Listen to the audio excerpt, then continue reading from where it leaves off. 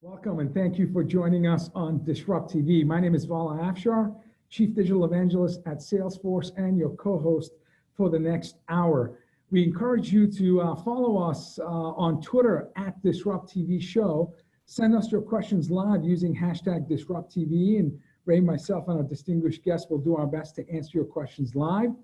It's my pleasure to introduce my co-host. He's the founder, CEO of Constellation Research, best-selling author of Disrupting Digital Business, regular contributor to ZDNet, Harvard Business Review, and other media publications. This morning, I caught him on Fox Business News Live, and in my humble opinion, one of the best futurists to follow on Twitter at RWANG0. Welcome, Ray Wang, to DisrupTV. Hey, thanks a lot, Vala. I'm here with my awesome co-host, Vala Afshar. He's the Chief Digital Evangelist at Salesforce. More importantly, one of the top CIO and CMO followers on Twitter. And more importantly, an author and an awesome Twitter follower. Just follow him and you'll get the latest insights and more importantly, what is happening and what's hot in terms of world of transformation. So with that, who do we have? We got some awesome guests today as we close out 2 more episodes before the end of the year. We do, Ray. And people have described you and I as fast, but we've got a guest that's going to put us to shame. Our first guest ran a mile in 3 minutes, 56 seconds in 2007. Wow. One of the fastest guests we've had and will ever have on our show. Nick Symmonds, the CEO and co-founder of Run Gum, a functional gum that delivers an energy boost faster than any traditional energy product. He is a 5-time middle distance track, 800-meter sweet spot, 1,500-meter distance U.S. champion, and 2-time Olympian in track and field. Nick is quicker than 99.9% of the population. And he ran, for example, an 800-meter in 1.42 seconds in 2012. In college, he won 7 NCAA titles in outdoor track. He's 6 times U.S. national 800-meter champion. Nick won a silver medal in 800 meters at the 2013 World Championships. And although he specializes being flash and just running, he also has a bachelor's degree in biochemistry, which I'm sure helped him, inventing this amazing company. You can follow Nick on Twitter at NickSymmonds. Welcome, Nick, to DisrupTV. Thanks for having me. That was a long intro, man. I appreciate it. I tried to be as fast as I could, but I'm kind of in awe of anybody who can run a sub-4 indoor-outdoor, which is just I can't even comprehend that. It took me about 15 years to get that fast. It was a lot of miles for sure. But we were talking, how many people, less people have broken a 4-minute mile than climb Mount Everest? That's correct. You're in a super, super elite group. So, it was a dream when I started running at the age of 13. I said, all I want, I'd love to make the Olympics one day, but I really want to be a sub 4-minute miler. It's this kind of elite crew. And I had done, low 4s half a dozen times. And then one day I went up to the Dempsey Center in University of Washington and cracked a 3:56. So it was wow. It was my first professional races. Unbelievable. Wow. So how did that get you set for the Olympics? Were you training always for that, or you just thought, hey, I want to jump into running? So. Well, I had just gotten picked up by Nike when I graduated Willamette University in 2006. I was in Nike's backyard here in Oregon, and so they gave me a small contract, and I moved down to Eugene to train with their team. And everything just kind of clicked for me, and I went from basically being ranked, 50th in the U.S. to being ranked number 1 in the U.S. in a very short amount of time. And that's ultimately how I made the Olympic team, was winning the Olympic trials in 2008. When did you know, at what age did you know that, wow, I'm faster than anyone I meet? Well, I always wanted to be a pro soccer player or pro hockey player, but when I started high school, I was 90 pounds, and the varsity coaches looked at me and just said, we can't put you on the field or the ice, you'll get murdered. They said, go out for cross country. No one can hit you out there. And I was the number 1 man on varsity pretty early on. So I was just running away from people when I was young, and I thought maybe this could take me somewhere. And ultimately, it took me to college and then on to 2 Olympic teams. Wow. So how does that Olympic training transfer to business? Because we always hear about, high caliber sports, high caliber training, and business. Where do you see the intersection? I think the 2 big factors are, the characteristics that make a successful athlete can make a successful entrepreneur. Tenacity, right? That work ethic. That's definitely something that both have to have. And then beyond that, it's the ability to deal with an emotional roller coaster. You know, I would have some races where they would be horrible and I'd have to pick myself up and dust myself off because I had another race just days away. With business, it's the same thing. I always joke that at any given day I come into Run Gum HQ here and I'm all convinced that we're going to be millionaires or we're all going to go bankrupt. And that's just the truth of startups. You never know. And one day you're getting news that's going to change your life. And the other day, you know, you're waiting on POs or you're waiting on your receivables to come in. And so you can make payroll. And I think I learned to deal with risk and I learned time management skills as an athlete. And I've carried those things on into my life as an entrepreneur. My guess is since when I walk into Target, I see Run Gum, you're going to be a success story. So Target was a good one. We went nationwide with Target last month, and it kind of puts you on the map. I joked that when I won my first international race, the pre-classic here in Eugene, it put me on the map as an athlete. And now that Run Gum is on store shelves and Target nationwide, it puts Run Gum on the map as this cool, hot new brand. And it certainly does make things easier. What is your relationship with your coach? I mean, you both co-founders of Run Gum. At what point did you realize that, you know, not only I'm benefiting from, you know, having a great coach and trainer and mentor, but this is someone that I could build a great company with? You know, I recognize Sam LaPrey, who is my business partner and was my coach for 15 years. I recognized some characteristics in him really early on. I met him when I was 18. He was 36 at the time, and he had a beautiful house, a beautiful wife, you know, great kids that came out to the track. And I just said, I don't know what this guy's, you know, special recipe is, but I want to learn from him. And so I kind of, you know, shadowed him around the track and spent, you know, dinners at his house. And I just said, I got to learn what makes this guy tick. And I think he appreciated some characteristics in me as a young athlete. And so we worked together to win NCAA titles, to make Olympic teams, to win world medals. And at a certain point, we decided we wanted to get into business as well. And so we've actually created and sold multiple businesses. Run Gum is our latest endeavor. But I think for me, what's made it such a great dynamic duo, we ham and egg it. And I mean, we complement each other very well. I have some good characteristics and some fatal flaws, and Sam does as well. Fortunately, my flaws offset his and vice versa. So where I'm weak, he's strong. And we've created a lot of great businesses. And you know, as a coach and athlete, we're very successful. So I think it's important to recognize your limitations, right, and find somebody who counters those limitations. I've been shadowing Ray for several years. He's got a beautiful house, beautiful wife, and great kids. So I do the same. Yeah. Winning. Back at you guys.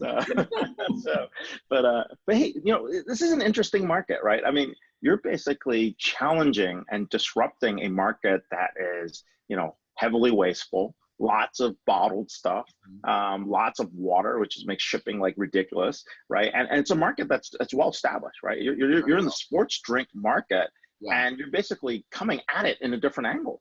Absolutely. Right? Talk a little bit more about this and what's interesting about the disruption that's going on. So think about it from the athlete perspective. I made an Olympic team, and so I have all these energy drinks sending me their company. You know, we have to be very careful as athletes what we put in our body because we're constantly tested by USADA and WADA, the anti-doping administrations. But one thing that is legal is caffeine, and its performance enhancement in athletic sports is fact, basically. The science behind it is very solid. So I was getting these energy drinks shipped to me, and I would drink my energy drink, and I'd have all this energy, and I'd be like, well, I'm going to go crush this workout or crush this race. And I would, but that heavy acidic liquid sloshing around in my stomach, it made me very sick. And so a lot of times I'd end up purging my stomach of the contents of, you know, the liquid.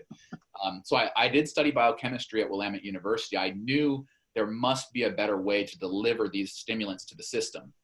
So much the way that Nicorette, another functional chewing gum, what they use chewing gum to deliver nicotine to the system, we use chewing gum to deliver caffeine, taurine, and B vitamins to the system. So if that energy blend sounds familiar, you know, it's kind of what Red Bull uses. And I always loved Red Bull. I just didn't want the sugar and the carbonation and the liquid to go with it. So we infused chewing gum with that you know, blend of stimulants.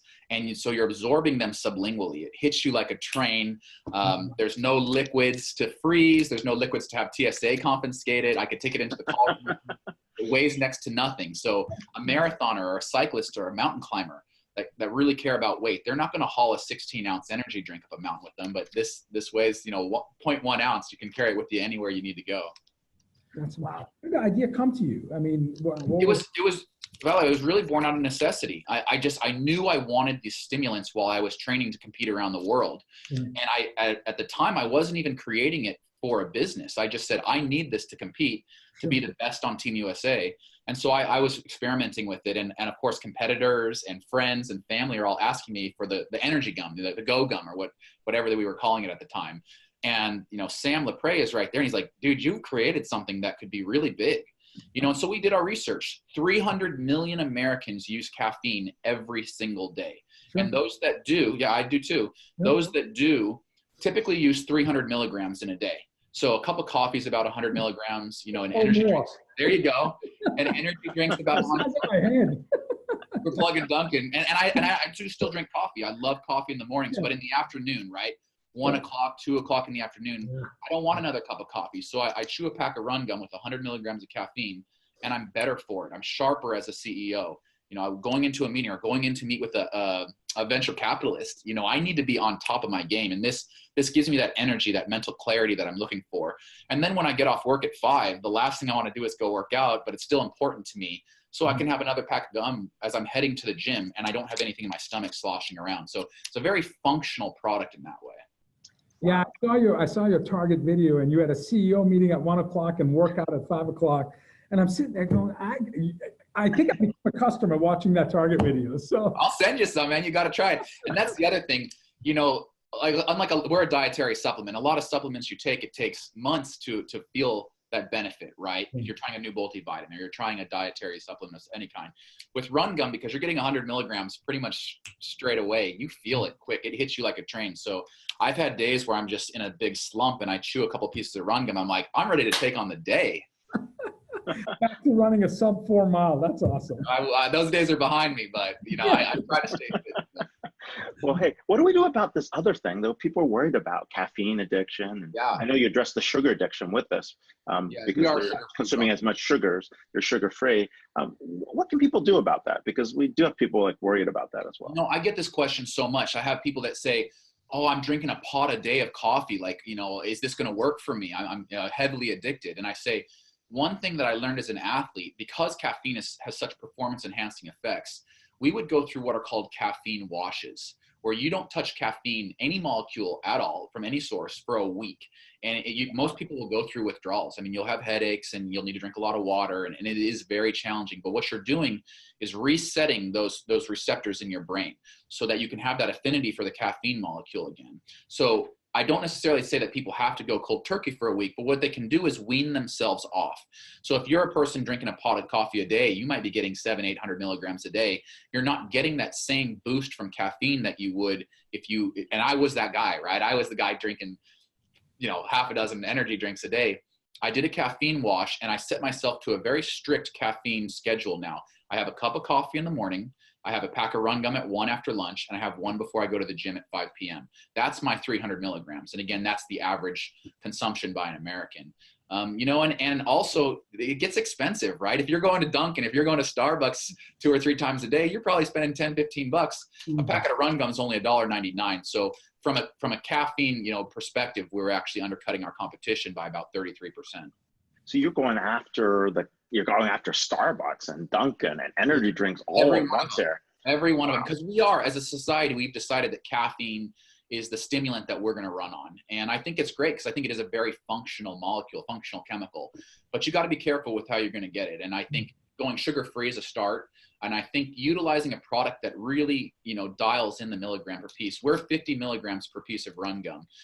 If you get a cup of coffee, that can vary by 100 milligrams, anywhere from 50 to 150 milligrams. So from a functional standpoint for athletes or people that are just really trying to watch how much caffeine they consume, you know exactly what you're getting with Run Gum. Sure. I'm going to shift gears a little bit because throughout your career, you've been vocal in terms of athletes' ability to monetize their sponsorships during their peak years of performance. Absolutely. Such, I'll say, massive constraint for collegiate athletes. And so what are your efforts in terms of like bringing awareness that there's just an unfair, and I guess I'm expressing my own opinion, there's an imbalance there in terms of athletes being able to monetize during their peak performance years? So there's a little history about how we got to where we are today. In 1978, Congress gave, through the Ted Stevens Act, gave all of these governing bodies, basically USOC, USATF, US Gymnastics, you name it, gave them the power and immunity from antitrust laws to kind of go out and raise funds and fund the Olympic movement. From an athlete's perspective, all that money that's coming in through the USOC or coming in through the governing bodies, it really never trickles down to the athletes. There's so many people skimming off the pot that there's not much left for the athletes. So in America, corporations are what really fund the Olympic dream of an athlete. For me, when I was coming out of college, it was Nike. And then I went on to run for Brooks Running, and I had other companies supporting me along the way. I can assure you, I never, ever would have made an Olympic team without corporate support. And I guarantee you, pretty much every single Olympian out there could say the same thing. So as a business owner now, I want to give back to that community, right? I want to invest in athletes. But I'm not going to invest in an athlete if I can't tie my brand to that athlete when they're competing. So at the Olympic trials or the Olympic Games, for example, because I'm not an official partner, Rungum's not an official partner, we can't, even if we're sponsoring that athlete, even if we're helping them achieve their dreams, we can't be tied to that athlete. So maybe you followed Rule 40 during the Olympic Games. We can invest money in the athlete, but once the athlete gets to the Super Bowl, they can't even mention our company by name. That's a real problem for the athletes and for the companies that have supported them. Sure, sure. Wow. And this is really tying back to this larger sports industrial complex, right? Between the advertisers, the brands, and the sports teams, where basically, athletes don't really have a choice, right? They're kind of locked in by these governing bodies. They are. And the players' unions in different places that they're in. So is there a way to break that? Do people want to break that, or what's the status? I think there's a couple ways to go about it. One is athlete unions. If you can unite the athletes, they can pretty much demand what they want. We saw it in baseball back, within the Curt Flood days. We've seen it, in baseball and basketball. Trying to unite track and field teams is a little bit different, right? Because you've got 120 athletes that come from so many different socioeconomic backgrounds. You might have a 300-pound discus thrower that was raised, on a corn diet in the middle America next to a 90-pound East African immigrant that's running the marathon. And, they might not even speak the same language. So trying to unite those athletes can be tough. There's corporate litigation that Rungum tried. We actually filed a lawsuit against USOC to allow us to advertise with athletes during the Olympic trials. And, we hit a dead end there. So we're going to keep, chipping away at it. But I think ultimately what it comes down to is we see, the Winter Olympics, for example, the Scandinavian countries just cleaning up on medals. And everyone says, well, they're just better at winter sports than we are. That's not true, but they are better funded.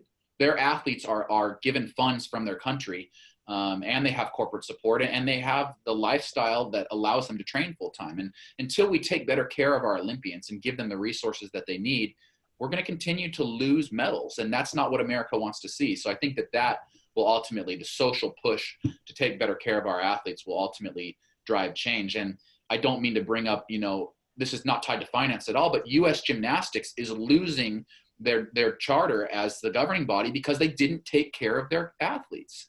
Oh yeah. And that's a, much more serious issue than finance, but the governing bodies need to wake up and start taking better care of the Olympians and Olympic hopefuls. Maybe we get a bubble gum format and just the athletes chewing and blowing bubble gum. No, I love it. You're going to ruin my announcement of our upcoming flavor. Oh, right. That's going to be, kind of implicit endorsement by just seeing athletes chewing gum, and everyone's going to know it's your company. Yeah. But advice to other startup CEOs, like what's the one or two things you want to tell, strong, disciplined, ambitious entrepreneurs that want to make a difference in the world? On the mistakes or lessons learned or some of the aha. You know what? This will sound, kind of silly, but understand the money, right? If you're an entrepreneur, you could have the best idea in the entire world, but if you don't understand the money, if you don't understand the cash flow, how to finance your company, it's just going to go straight into the ground. And we were a self-funded startup. My coach and I, we just said, let's see how far we can take this. And I had to go back and basically learn finance, from Investopedia and reading books and talking to mentors. Because Run Gum is a fast growing company. In order to stay ahead of that movement, you better understand how to finance it. We're raising our first round right now, and it was basically throwing the CEO into the deep end and learning how to swim. So if you want to start a business, understand how to finance it. That's the most important lesson I could give a young entrepreneur. Sure. And fortunately, you've had almost 100% year-over-year growth. So we've averaged 99% growth since launch year over year. So, but it's a blessing and a curse in some ways, because it's hard to keep up with that growth. Right. If you don't have access to capital, you're going to hit a dead wall, hit a dead end in a wall. So we are working really hard to keep up with manufacturing, keep up with packaging, marketing, distribution, and it all takes cash. So that is why we're raising our first round right now, and we're successful, because when we got to that point and we hit that cash crunch, I said, I've been in this place before as an athlete. I've been in this place before. And what you do is you talk to mentors, you talk to advisors, you read, you study, you put in 12-hour days when you have to, because it's the people that persevere through those obstacles that will ultimately be successful. That's awesome. Got it. Well, hey, we are here with former Olympian and CEO and founder and co-founder of Run Gum, Nick Symmonds. So you can catch him on Twitter at NickSymmonds. Thank you so much for sharing your insights on disrupting this market, and more importantly, about your personal career. So thanks a lot for being on the show. Thank you, guys. You're terrific. Thanks. Wow. Our first Olympian and fastest guest. Amazing. Yeah, I doubt we're going to have a guest that's going to be as fast as Nick on the track, but we do have some amazing guests. And our next guest, Mei Chang, she's the author of Lean Impact: How to Innovate for Radically Greater Social Good, and is executive director of Lean Impact and Lean Startup Company. Previously, Anne was the chief innovation officer at USAID prior to her pivot to the public sector, and was a seasoned Silicon Valley executive with more than 20 years experience at leading companies like, I think you may have heard of these companies, like Google, Apple, Intuit, and a range of startups. She has spoken at a TED Talk speaker, at the Social Good Summit, and many other incredible forums around the world. A must follow on Twitter at ANNMEI. Welcome, Ann, to DisrupTV. Hey, thanks so much for having me. So what is your time for the mile? I think I'm like at least double his time. That's actually, 8-minute mile is pretty good. That's awesome. I can probably pull that off. Oh, awesome. Oh, very good. That's a pretty good mile. So, you and I'm actually ashamed to say my time. So go ahead. Go ahead with the. I don't know. I just run through airports these days, so I have no idea. But hey, you've done a lot of stuff and a lot of interesting stuff. I mean, both in the technology field. I mean, you're one of the examples of tech for good, going back to the public sector, really trying to figure out what was going on to help improve like the daily lives of individuals. So what inspired you to make that transition? Because you've hit all the major tech players, right? You've actually had a chance to actually take Silicon Valley innovations and figure out, where they can go. What drove you to do that? Well, working in tech is very heady and very exciting and very challenging, and I personally loved it. But through my time working in the tech industry, I always felt this tug that I wanted to do something more meaningful, so that you wanted to do something to contribute more to the world. And, early in my career, in my mid-20s, I heard of a woman named Elizabeth Birch, who was an executive at Apple. And she one day announced she was quitting her job and moving to DC to run a large nonprofit called the Human Rights Campaign. And it kind of stopped me in my tracks, and I thought, wow, that's really interesting. And, soon I thought, I'd like to do something like that. When I get to the middle of my career, like spend, half my career really, doing what I can in the tech sector, learning a lot, contributing what I can. But then, spend the second half of my career trying to do something to give back to the world and make the world a better place, if you will. And, I had no idea what that would look like at the time, because it was still like 20 years off. But about 7 years ago, I decided to take the plunge and make that pivot. Then I had to figure out, like, what am I going to do? And as I looked at the problems around the world that I really cared about, the one that stood out to me was global poverty, because it seemed like it was at the root of so many of the issues that are plaguing our planet. So you're 20 years in Silicon Valley, which it looks like you started when you were 10, I guess. and you detect that there is a pattern and approach towards innovation and growing companies, obviously at Google and Apple and Intuit, all incredible success stories. So did you at some point feel like the approach that Silicon Valley takes towards growth and innovation can somehow be leveraged to accelerate social impact? I mean, is that what triggered the pivot? You know, when I first started my pivot, I had no idea where it would lead me. I wasn't actually sure at all what I could contribute. So I started out by really learning. I started at the State Department, really just, talked to a lot of people, both in government and outside of government, through all the partners that came through, to try to understand what the challenges were and what was being done. And as I started to dig in, what I recognize is, one, they're just such amazing people who are so dedicated, so passionate, with such good intentions. And yet, if I looked at the bigger picture, it seemed like we just weren't making enough headway on the problems that plague our society. And, and having come from Silicon Valley, this crazy place where we think that, what's cutting edge today is going to be obsolete next year, I was used to this incredible pace of progress and incredible innovation. And I thought, hey, if we could bring just a piece of that to the challenges we're trying to tackle around the world, we could do an awful lot more. And I think a lot of people are starting to recognize that we just need to make more progress because the world is changing faster and faster. But as a result, I think there's been all this buzz about innovation, but too much of the focus has been on just like coming up with new flashy ideas. My own experience of innovation in Silicon Valley is that it's not so sexy. It's that long, hard slog that it takes to continually test, fail, iterate, and test again, and try over and over again to take something that's a germ of a good idea and bring it to really meaningful impact in the world. I mean, if you think of a company like Google that's considered to be among the most innovative on the planet, Google didn't actually invent search. There was, if you're old enough, you remember Alta Vista and InfoSeek and Excite and those guys. Like, Google didn't invent search, but what they did was they, kind of continued to test and iterate and improve on the user interface, the feature set, the algorithms to make their solution so much better than their competitors. Sure. So why should we settle for anything less when it comes to social impact? Wow. So what's also interesting, seeing Silicon Valley, for example, debate how to invest in improving, and have a social impact. Certainly what was happening in San Francisco area in the last few weeks in terms of how we would help the homeless situation there. You see Silicon Valley titans debating about what's the better method. But the good news is people are talking about it, and there's awareness, and it's surfacing as something that folks that are not familiar with the situation are starting to think about. So and what you're talking about, especially in the nonprofit sector, and in public sector, one of those areas has really been, efficacy of donation dollars, right? People spend most of their time raising money, trying to get something up the ground, trying to get people around it.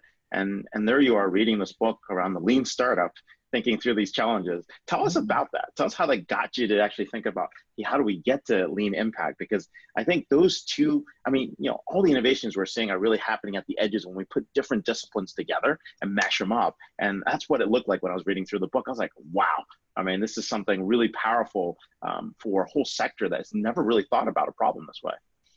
Yeah, I agree.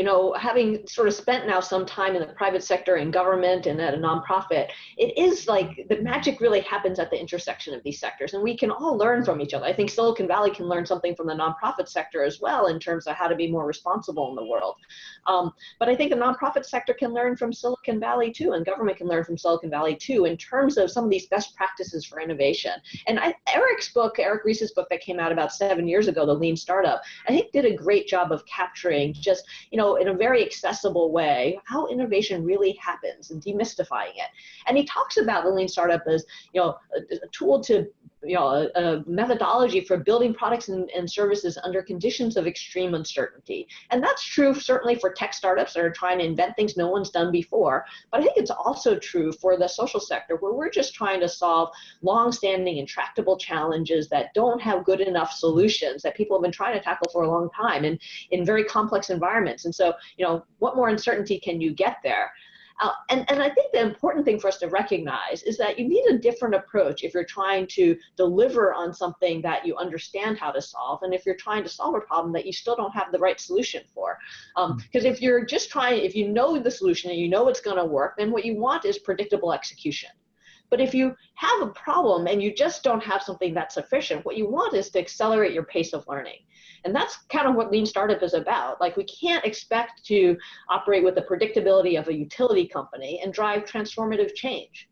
So, but the reality is that innovating in the social space is much harder than innovating for a tech startup, right? You're not just talking about like trying to optimize your e-commerce transactions or something like that. You're talking about real lives and much more complex dynamics and dealing with funders and so forth. And so the reason that I wrote Lean Impact is to really take these best practices that we've seen work in business, we've seen work around the world, and look at how can we adapt them to work within the much more complex environments that we work in for social good. Sure. I don't know if it was your TEDx talk but I remember you said, think big but start small. And I think my favorite line, and in the video that I saw of you, you said, audacious goals lead to innovation. Yeah. And, so what's missing from the traditional social sector approach of designing solutions or executing a plan? Is it the audacious goal, or what's missing? Yeah, so the 3 principles I talk about in the book came from my interviews with over 200 organizations who are sort of best in class. And I came up and I sort of from them distilled down 3 principles: think big, start small, and just relentlessly seek impact. They may sound simple, but they don't happen often enough. I mean, when you talk about thinking big, it's that big audacious goal. If you look at most of the social sector, we tend to plan based on constraints. The constraints of, we have this many dollars, this many people, this size and scope of a grant. What can we do with these resources we have? Usually they're far from sufficient to the problems at hand. So instead, I want to flip that on its head and say, let's plan for the need. What is the need in the world? What will really move the needle? And we may not know how to get there anymore, but that's where innovation techniques come in. That's where we then start small, because then we need to start experimenting and figure out what is going to work. And by starting small, we can run much faster experiments, much more cheaply, and learn faster and get to the best solution that way.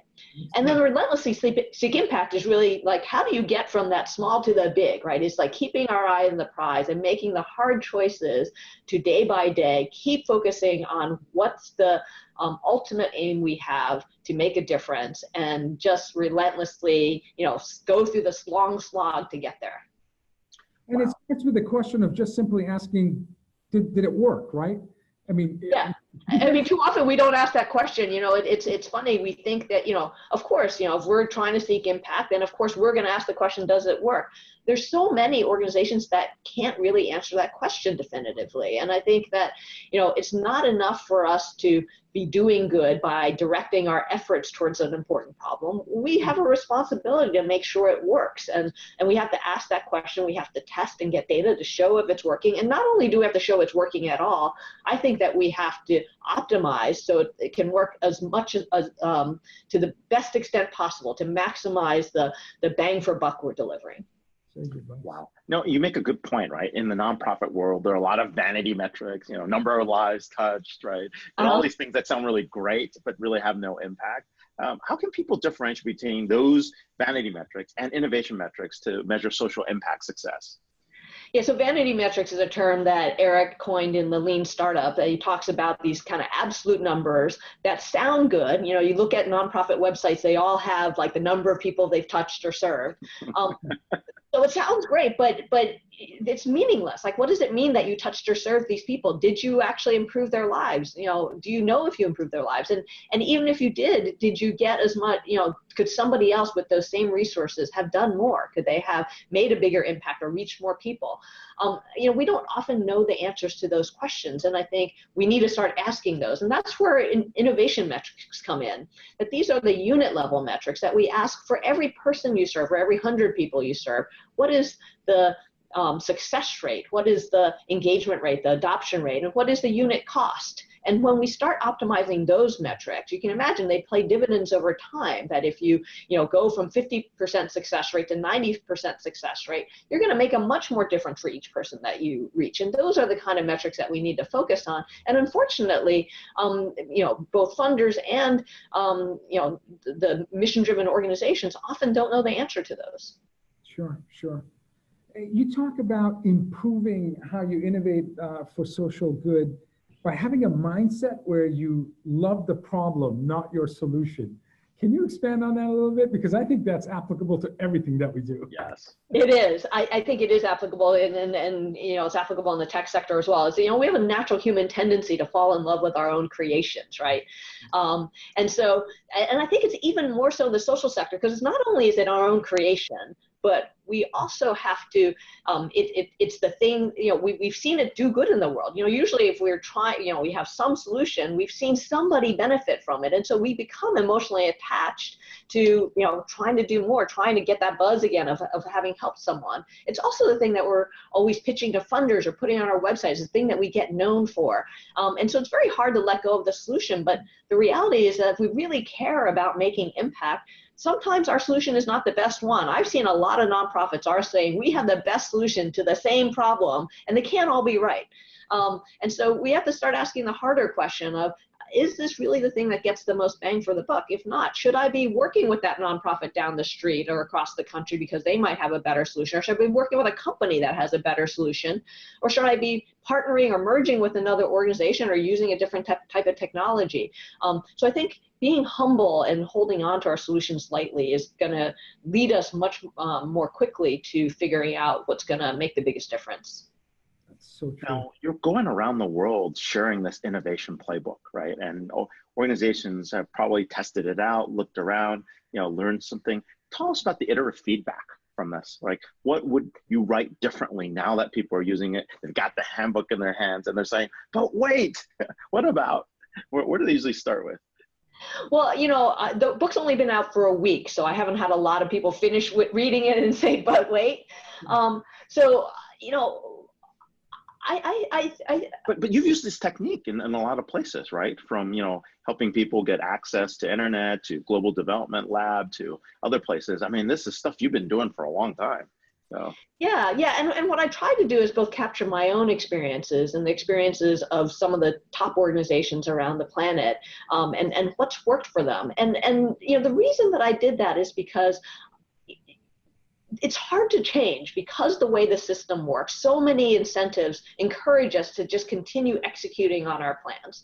And so, I wrote the book with the hopes of starting a movement so that whether you're a nonprofit, a benefit corporation, a social enterprise, a foundation, an impact investor, or a government, if you're trying to really make a difference in the world, let's just have some few basic facts straight in terms of, how do you really go about making the biggest difference possible? Eric's book has become a Bible in Silicon Valley where, if a startup company isn't testing and iterating, people look at them funny. And we should look at organizations funny in the social impact space if they're not doing the same.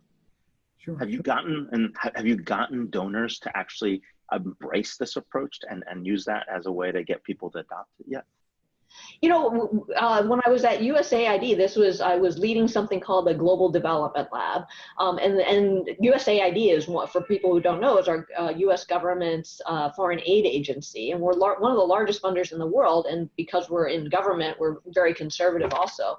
But within the lab, we were able to experiment with a lot of different funding, innovative funding approaches, including sort of a tiered funding model in our development innovations program that was modeled after VCs, where we have placed lots of small bets and then double down on the ones that really work. And so it allowed us to take a lot more risks and be a lot more experimental. We also worked with blended financing to come together with impact investors to try to blend our financing and reach markets that might not be reached otherwise. We also did things with outcomes-based funding to really reward organizations for the results they delivered rather than the activities they performed. So there's a lot of great organizations that are experimenting with these spaces that we partnered with that I know of otherwise. And so there is a real movement there. And I think we're starting to see real results. We just need to do more of it. Absolutely.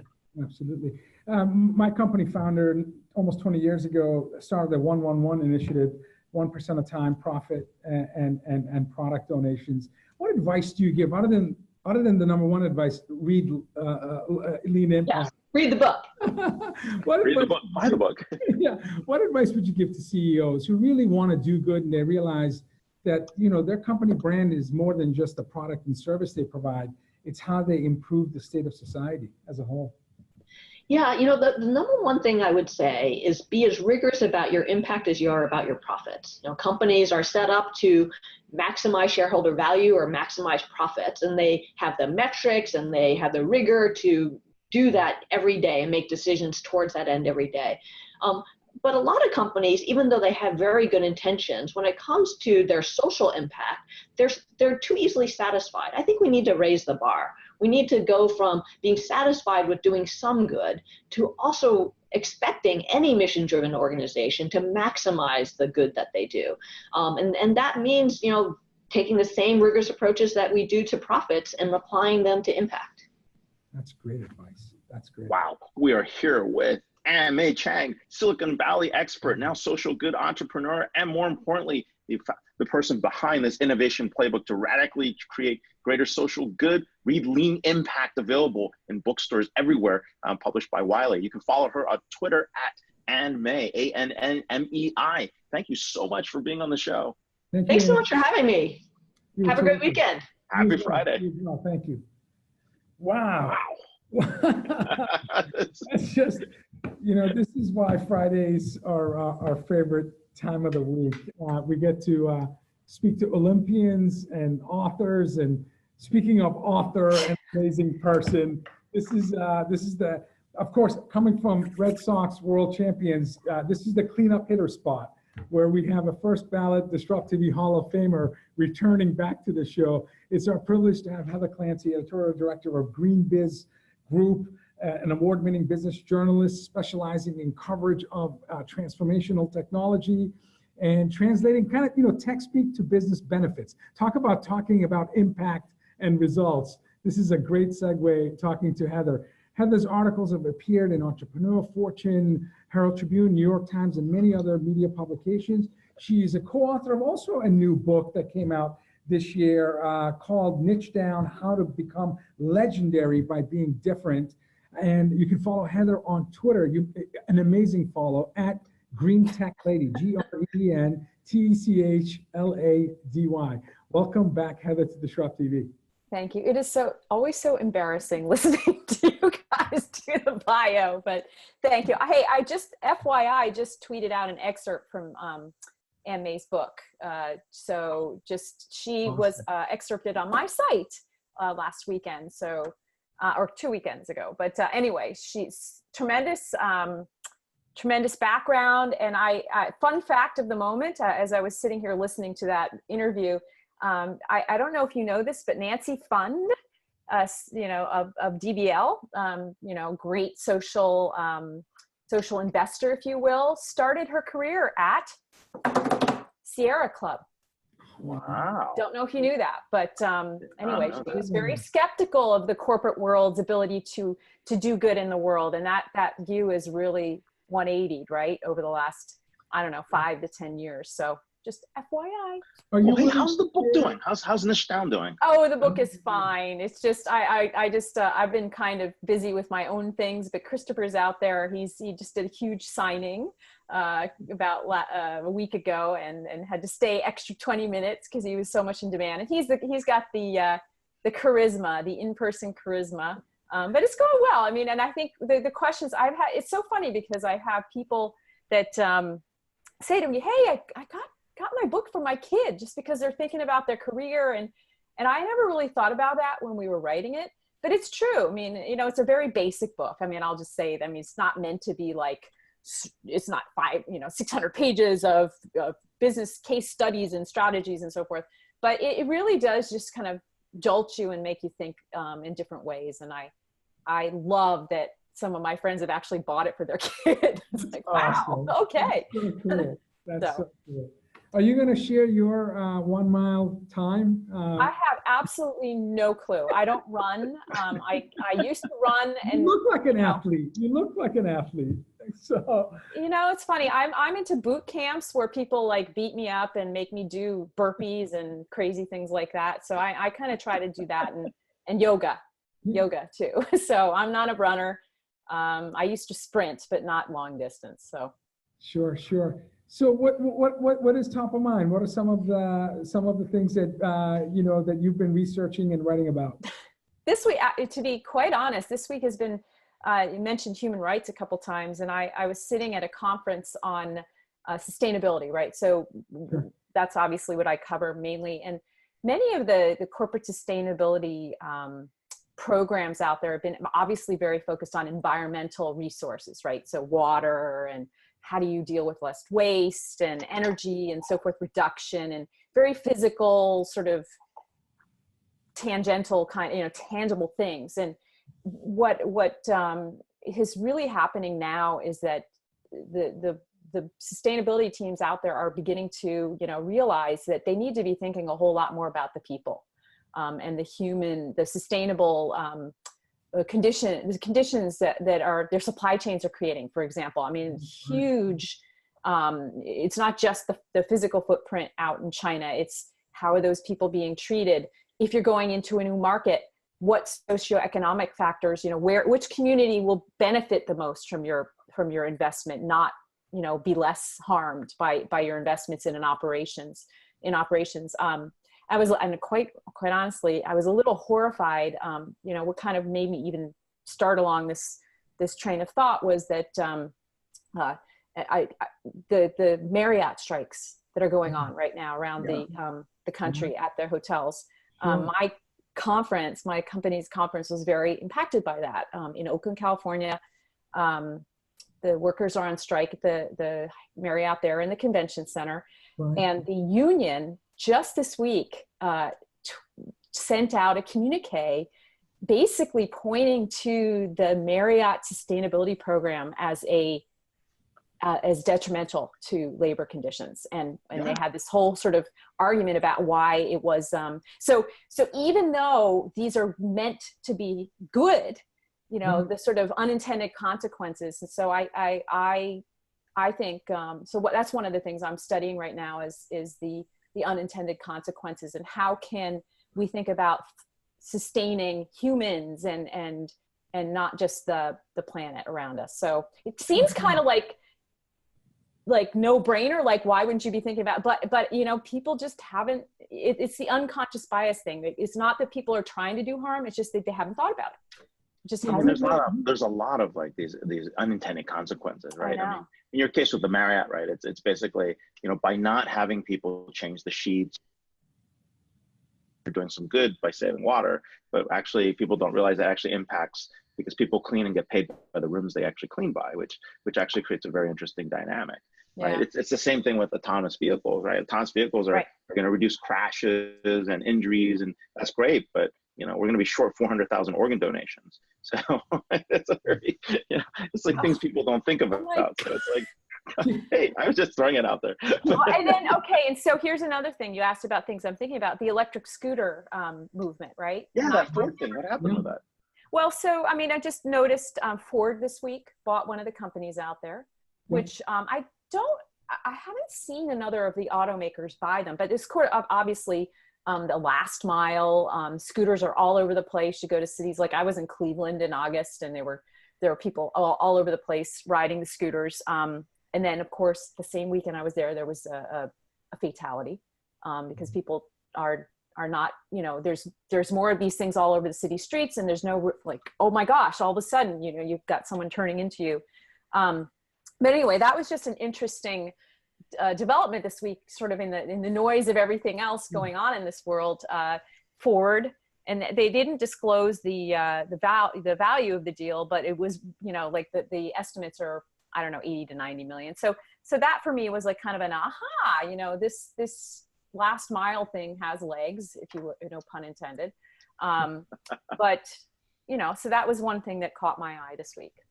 Yeah, it's actually interesting. Oh, go ahead. Sorry. You also wrote about corporate venture funds shaping clean energy innovation, and you listed some big companies and how the CVCs there are really focused. Do you think that they will now, given what we talked about with Marriott and others, that they will have a deeper due diligence in terms of companies they invest in that may potentially have impact in terms of the the employees or the perception of the brand? How much of that will be top of mind moving forward? So if you look at the numbers, so environmental, social, and governance factors, right? With the Larry Fink letter that came out earlier this year, BlackRock saying, my fund will look at this. And I think, generally speaking, I think the estimate is like a quarter of the funds are now starting to consider those factors. So they're starting to demand that information. So that's great progress. It's by no means everyone. But I think that over time, you will see a greater focus on this. And it's just a matter of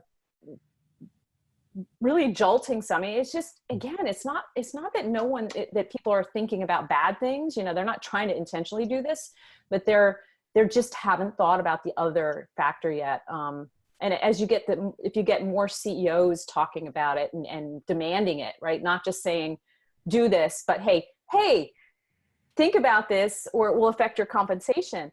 Oh my gosh, that makes people change things. I hate to say it, but that money talks. And if you look at some of the big companies out there and how they're starting to, basically compensate their executives, that will make the difference. That's the thing to watch, I believe. Right. You're also talking about really how organizations are finally getting to energy independence in their own plants. You talked about Taylor Farms this week. Talk a little bit about how that works, right? Because there's like solar, you got cogen, you got, I don't know if they're doing like methane capture. It's crazy stuff. So they're not doing methane capture. However, and so this is one of those things that for the people who haven't read that story, Taylor Farms has indeed a sort of hybrid microgrid. So it includes the solar and the wind. And the most recent investment was this natural gas cogen from a company called Concentric Power.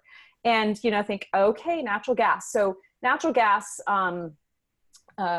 from the grid, if you will, has come under sort of more scrutiny in the past 6 months because of the methane issue. Methane, and this is the whole, the term is super pollutants, right? So everyone hears all the time about carbon dioxide emissions. You have to reduce your carbon dioxide emissions and so forth.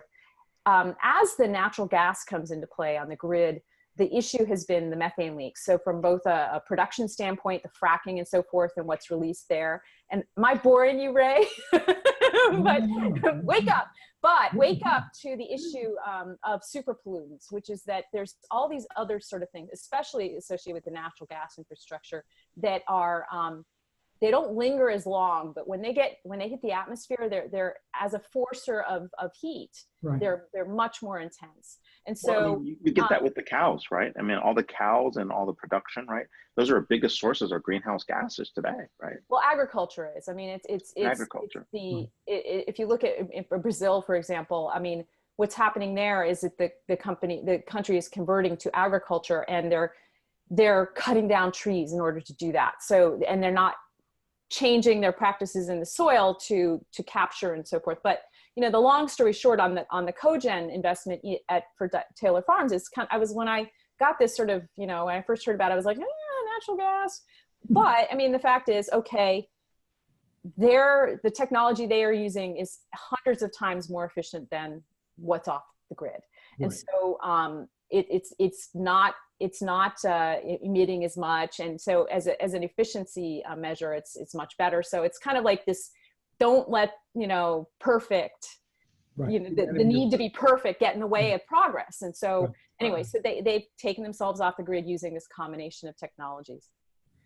I read a World Economic Forum post that came out, I think last week, was a prediction about one of the reasons countries will go to war in the near future will be because of water.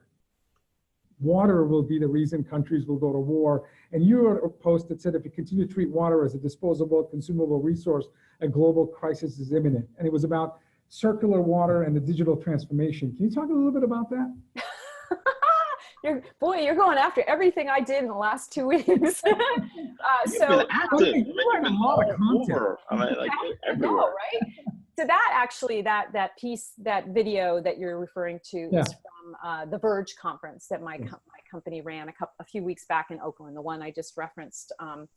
And the issue is, let's actually, Intel is a great example of a company that has focused for many years on making sure that water was part of the considerations where they put their plants. So in Arizona, where water is in short supply, they've gone in and invested in basically circular systems that put it back, use it more times, clean it, and don't basically draw as much on the system, on the aquifer as other technologies do.